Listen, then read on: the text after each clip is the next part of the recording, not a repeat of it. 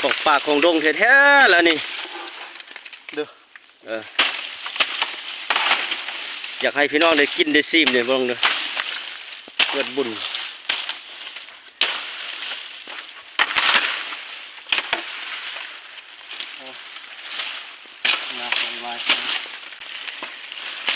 เอายากแต่ว่ากินแซ่บของเอายากๆแล้วว่ากินแซ่บเนาะของโปรดของแซ่บมาตอนให้พี่ให้น้องได้กินเนาะโอ้ลำบักงามตัวนี้เนาะคุณนะพี่น้องนี่เป็นยอดวายงามๆยอดบุญหรือว่าเขาเจ้าเอิ้นยอดบุญอันนี้ยอดบุญว่าตัวนี้โอ้ตัวนี้ลำตัวใหญ่เอาเบื้องหน้าได้วะในผ่าน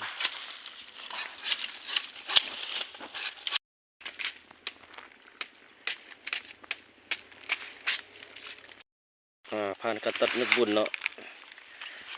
เอาสามนี้ก่อนเนาะถือว่าเอาลายเนาะเอาพอกินเนาะเอาลายว่าจังหน่อยว่ามันจิบหายเบิดละ เอาไว้กินมื้อหน้าเด้เอาคาบนี้ไว้กินแรงเนาะเอาสามนี้แล้วก็พอโอ้ยบรรยากาศโคตรงามเลยอยู่ป่าอยู่ดงไปเลยเดี๋ยวผ่านจับ